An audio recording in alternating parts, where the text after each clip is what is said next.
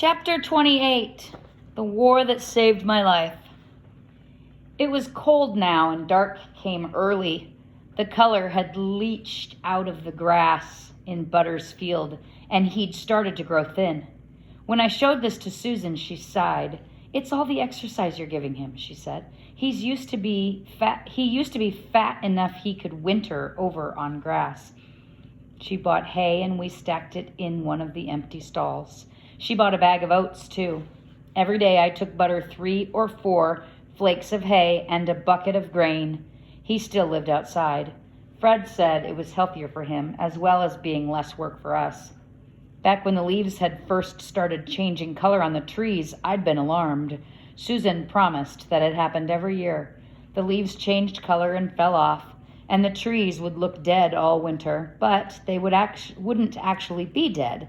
In spring, they'd grow new green leaves again. Susan had gotten over being surprised at all the things we didn't know. When she showed me how to cook or sew something, she always started at the very beginning. "This is a needle. Look, it has a little hole on one end for the thread to loop through, and a point on the other end so it can go into cloth." Or, "Eggs have a clear part called the white and a yellow part called the yolk. You break an egg by tapping it on the edge of the table and then cracking it open with your hands, only over a bowl, like this." Susan said winter usually made her feel sad and gloomy, the way she was when we first came. This winter, though, she was almost too busy to be sad. She had to shop and cook and clean and do the wash. She was particular about the wash, and sew and go to meetings. But as the days grew shorter, she did seem sad. She made an effort for us, but you could tell it was an effort. She was always tired. I tried to be helpful. I cooked and sewed buttons. I went with her to the shops. I learned to hem bed jackets. Meanwhile, I still helped Fred twice a week, and I rode Butter every day. On a rainy, cold Wednesday afternoon, Susan sat slumped in the chair. I had finished washing the lunch dishes. Jamie had gone to school. The fire was burning low, so I added coal and poked it up a little. "Thank you," Susan murmured. She looked frail and shivery. She'd spilled a bit of potato from lunch down the front of her blouse and had not scrubbed it clean, which wasn't like her. I didn't want her staying in bed all day again. I sat down on the sofa and I looked at her and I said, "Maybe you could show me how to read." She looked up disinterestedly. "Now?" I shrugged. She sighed. "Oh, very well." We went to the kitchen table and she got out a pencil and paper. "All the words in the world are made up of just 26 letters, she said. "There's a big and a little version of each." She wrote the letters out on the paper and named them all. Then she went through them again. Then she told me to copy them onto another piece of paper, and then she went back to her chair. I stared at the paper. I said, "This isn't reading, this is drawing." "Writing," she corrected. "It's like buttons and hems. You've got to learn those before you can sew on the machine. You've got to know your letters before you can read." I supposed so, but it was boring. When I said so, she got up again and wrote something along the bottom of the paper. "What's that?" I asked. "Ada is a curmudgeon," she replied. "Ada is a curmudgeon?" I copied at the end of my alphabet. It pleased me. After that, with help from Jamie, I left Susan little notes every day. "Susan is a big frog." That one made Jamie giggle. "Butter is the best pony ever." Jamie sings like a squirrel. And then some papers I kept because they were useful and I could put them on the kitchen table whenever I needed to leave Susan a message. It made her happier when she knew where we were. Ada is at Fred's. Ada is riding Butter. Jamie went to the airfield. He wasn't supposed to, but he did. They'd gotten so used to him sneaking in under the fence that they hardly bothered to scold him anymore. "Only if they say I have to leave right away," Jamie told us. "If they don't say so, I can stay and talk to them." Planes fascinated him. He made friends with the pilots, and they let him sit inside the Spitfires when they were parked on the field. Susan asked us how we usually celebrated Christmas. We didn't know what to say. Christmas was a big day at the pub, so Ma'am always worked. She'd get lots of tips, and usually we'd have something good to eat, fish and chips or meat pie. "Do you hang up your stockings?" Susan asked. Jamie frowned. "What for?" We'd heard of Father Christmas. It was something other children had talked about, but we didn't get visits from him. I said, "What do you usually do?" Her face went soft, remembering the Christmases when Becky was alive. We'd have a big dinner with some of our friends, she said, roast goose or turkey. In the morning, we'd exchange presents. We always had a little tree, and we'd decorate the windowsills with holly. And then we'd have something wonderful for breakfast, hot sticky buns and bacon and coffee. And then we'd just laze around until it was time to start making dinner. On Boxing Day, Becky would go hunting. When I was little, my family all went to midnight services on Christmas Eve. My father would preach. The church always looked beautiful in the cold candlelight. Then I'd go to sleep, such a short sleep, and wake up to my stocking filled with little presents at the foot of my bed. The bigger gifts were downstairs under the tree. Mother cooked a huge meal, and all the aunts and uncles and cousins came. Her voice trailed away. "We'll do something nice," she said, "for your first Christmas here." "Can Ma'am come?" Jamie asked. Susan put her hand on his head. "I hope she will," she said. "I've invited her, but I haven't gotten a reply." "I'll write to her," Jamie said. "You don't have to," I told him. It seemed risky. If we reminded Ma'am that we were here, would she come and get us? "We need to talk to her about your foot," Susan said. "Well, I'm not writing," I said. I had memorized the alphabet, and I was starting to understand how the letters should sound so that I could read even words I hadn't seen before. I could write a bit, too, but not to Ma'am. "You don't have to," Susan said, her arm around me. The shop's filled with the most amazing things. Oranges and nuts of all sorts of candy and toys. Susan said people were determined to have a happy Christmas despite the war. She herself ordered a goose, since Jamie and I had never had one, and then she invited some of the pilots from the airfield to come and eat it with us because the goose was too big for the three of us alone. I invited Fred, but he said he always went to his brother's house and he didn't like to break tradition. "But thank you kindly," he added. So I invited Maggie. It seemed right to me that if Jamie got to have pilots, I should have a friend to dinner too, besides Fred and maybe Stephen. Maggie was the only friend I had. She came back from her school the week before Christmas. We rode together up the big hill where the wind was blowing hard and we could see down into the barricaded beach.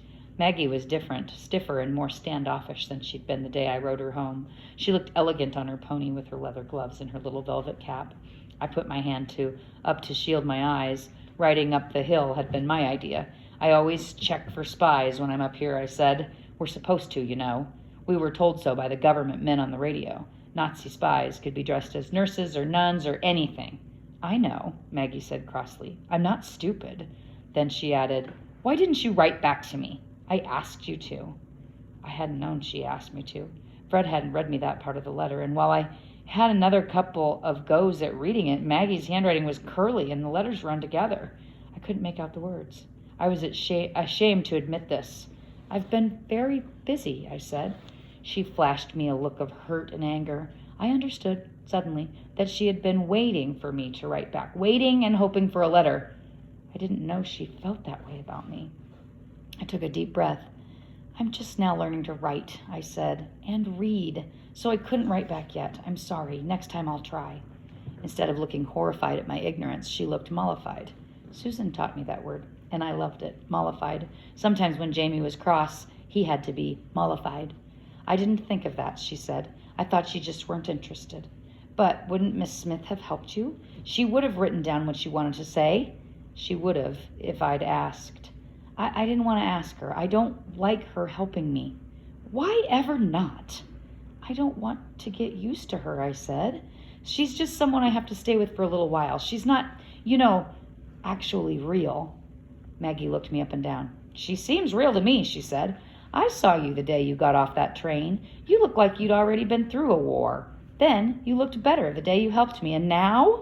Side saddle on a pony and fancy clothes and not so skinny your bones show? Your eyes are different, too. Before, you looked scared to death." I didn't want to talk about it.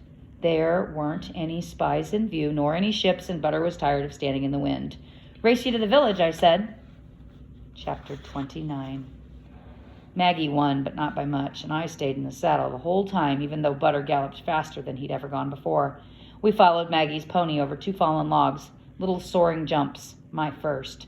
By the time we pulled up on the outskirts of town, both ponies were blowing hard. Maggie's hair had come loose from its plait, and her cheeks were bright red. She was laughing. She'd forgotten I ever looked scared. I knew Susan wasn't real. Or, if she was a tiny bit real sometimes, at the very best she was only temporary. She'd be done with us once the war was over, or whenever Ma'am changed her mind. Maggie couldn't come for Christmas dinner. She said she wished she could, but her brother was expected home from aviation training, and her father was coming from wherever he was doing secret war work, and they were all having their traditional Christmas. So, of course, she had to stay home.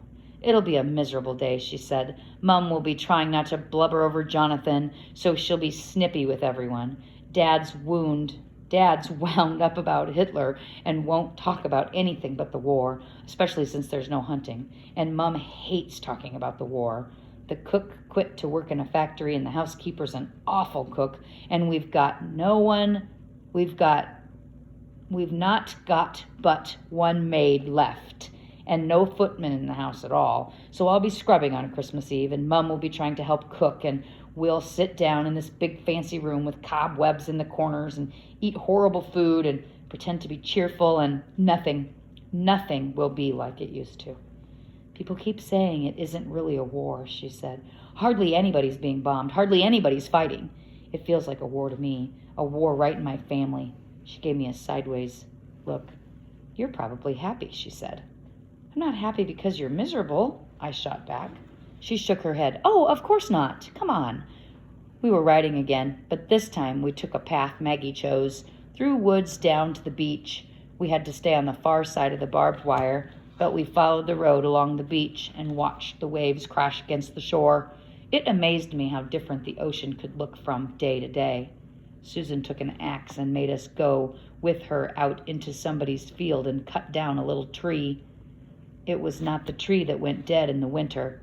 It had little green spikes on its branches instead of leaves, and Susan called it an evergreen. It was snowing, and the air was wet and cold. What for? I asked. Susan and Jamie lugged the tree home while I walked with my crutches beside them. Christmas trees, Susan said. Reminds us that God is like an evergreen tree, even in winter, never dead.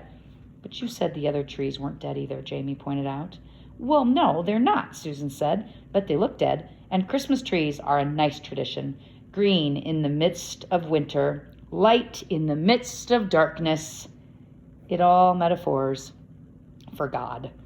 I ignored the word metaphor, but asked, what's Christmas got to do with God?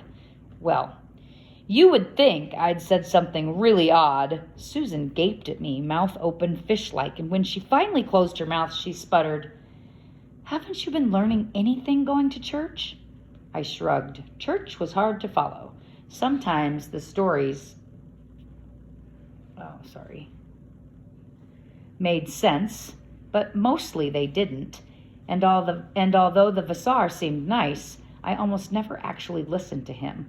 I might have liked the songs if I could have read them fast enough to actually sing. It turned out Christmas was Jesus' birthday. Jesus was the man hanging on the cross in the front of the church. I already knew that part.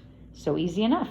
But then Jamie asked, how did they know when Jesus' birthday was? Susan said, well, I don't suppose they did know. Not absolutely. Jamie nodded. Like Ada and me? Right, Susan said. But we've got your pretend birthdays on your identity card, so we'll celebrate your birthdays on those days. Christmas is like that. Jamie said, was Christmas the birthday on Jesus' identity card? You stupid, I said. Jesus wasn't in a war. Don't call him stupid, Susan said. It was a stupid thing to say. Saying something stupid doesn't make you stupid, Susan said. Luckily for all of us. We took the tree into the house and set it up in the corner of the living room. Susan put a string of little electric lights in its branches. She went into Becky's room upstairs and came out with a big box. She looked inside, blinked back tears, and shut the box again. Let's make our own ornaments, she said. Wouldn't you like that? How would I know? I could tell she wanted me to like it, and I didn't want her to cry. It made me nervous when she cried. Yes, I said. Oh, Ada. She gave me a hug with her free arm. I took a deep breath and didn't pull away.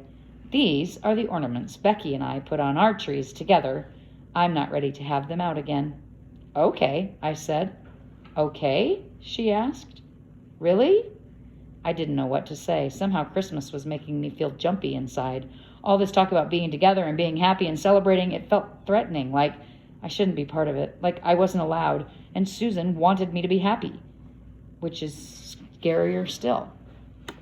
Ornaments were little pretty things you hung on a Christmas tree. Susan got out colored paper and scissors and glue. She showed us how to make snowflakes and stars. I worked hard to make mine as good as hers. Jamie cut his paper quick into ragged shapes. We hung them all up, ragged and careful both. And the tree did look pretty in the corner of the room. Bovril thought so too. He lay under it during the day, batting the lowest ornaments with his paws. Jamie wadded up some of the leftover paper, and in the evenings tossed it back and forth across the floor for Bovril to pounce upon. I hated sharing my bed with a cat. Sometimes I woke with a tail in my face, and there always seemed to be hair in the sheets. Jamie insisted he could only sleep if Bovril was tucked up with him, and Bovril, drat him, seemed to feel the same way. It snowed again. When I rode Butter over to Maggie's, snow balled up under his feet, clumped in the bottom of his tail. The whole world was white and sparkling. Snow in London didn't stay white for long.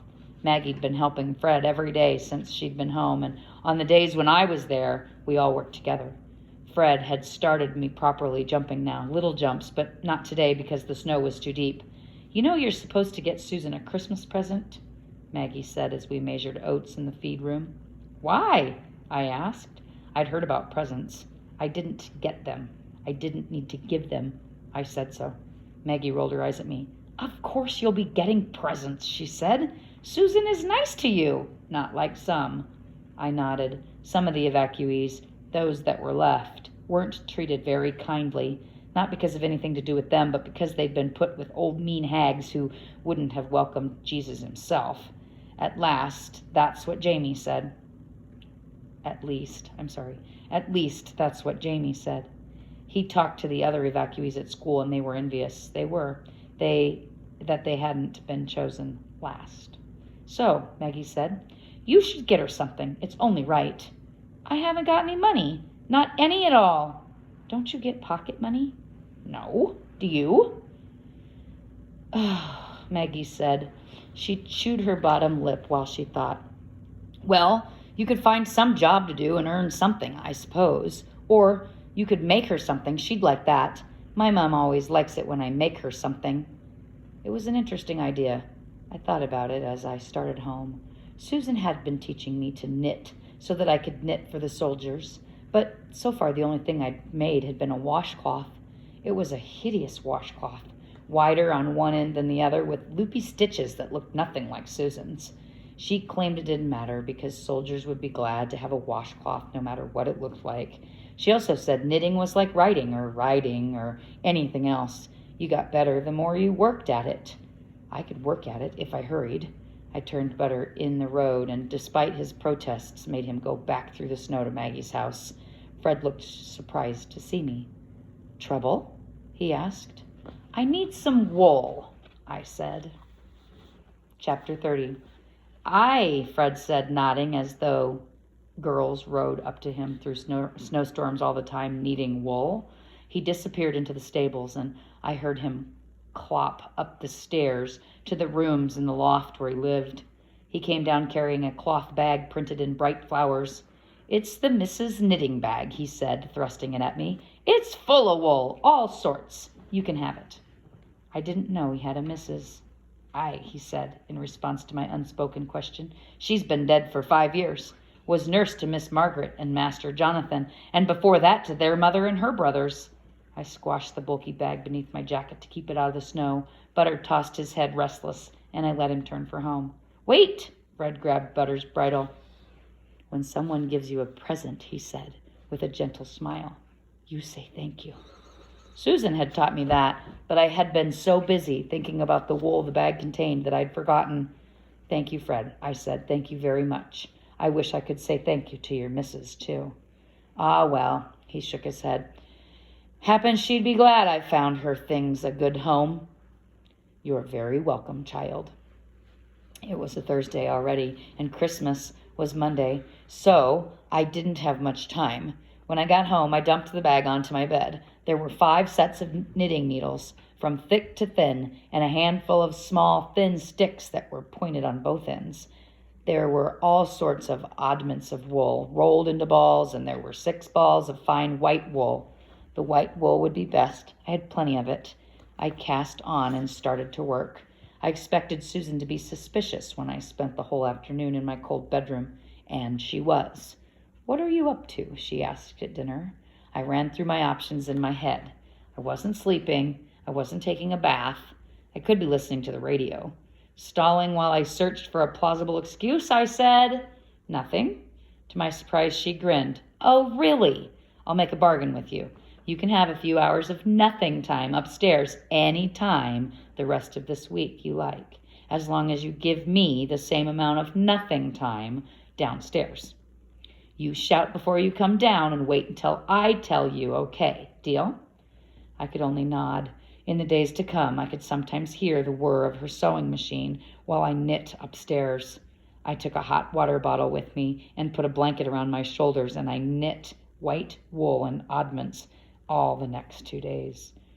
Wretched Bovril started wanting to sit on my lap on top of the water bottle until I threw him out and shut the door. The day before Christmas was a Sunday. When Jamie and I got up, we dressed in the clothes Susan insisted we save for Sundays. Jamie in his white shirt and tweed shorts and good dark socks. Me in the red dress Maggie had given me. We went down for breakfast, and Susan shook her head.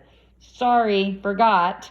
Go put your regular things on for the day. We're going to church at night. All of us, even me. It's Christmas Eve." Because it was Christmas Eve, we had bacon at breakfast. During the day, I helped make biscuits. Jamie roasted chestnuts in the goose's dressing. Susan put the radio on and sang along to the Christmas music. Mid-afternoon, she made us bathe. She brushed my hair downstairs by the fire until it was dry and braided it in 2 plaits instead of 1. We ate supper, and then she told Jamie to go upstairs and put on his church clothes. She told me to sit still. I have a surprise. She put a big box wrapped in paper onto my lap. Inside was a dress made of soft, dark green fabric.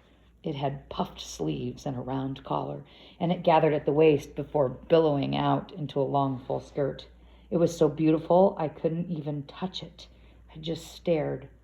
"Come," Susan said. "Let's see if it fits." I held perfectly still while she took off my sweater and blouse and settled the green dress over my head. "Step out of your skirt," Susan said, and I did. She buttoned the dress and stepped back. "There," she said, smiling, her eyes soft and warm. "It's perfect. Ada, you're beautiful." She was lying, and I couldn't bear it. I heard Mam's voice shrieking in my head. "You ugly piece of rubbish, filth and trash. No one wants you with that ugly foot." My hands started to shake. Rubbish, filth, trash. I could wear Maggie's discards or plain clothes from the shops, but not this beautiful dress. I could listen to Susan say she never wanted children all day long. I couldn't bear to hear her call me beautiful. "What's the matter?" Susan asked, perplexed. "It's a Christmas present. I made it for you. Bottle green velvet, just like I said." Bottle green velvet. "I can't wear this," I said. I pulled at the bodice, fumbling for the buttons. "I can't wear it. I can't." "Ada." Susan grabbed my hands. She pulled me to the sofa and set me down hard beside her, still restraining me. "Ada, what would you say to Jamie if I gave him something nice and he said he couldn't have it? Think, what would you say?" Tears were running down my face now. I started to panic. I fought Susan's grasp. "I'm not Jamie," I said. "I'm different. I've got an ugly foot. My throat cleared over the word rubbish. "Ada! Ada!" I felt I could hardly hear Susan's voice. A scream built up from somewhere inside me, came roaring out in an ocean of sound. Scream after scream. Jamie running half-dressed down the stairs. Susan pinning down my arms, holding me against her, holding me tight. Waves of panic hit me over and over, turning me and tossing me until I thought I'd drowned.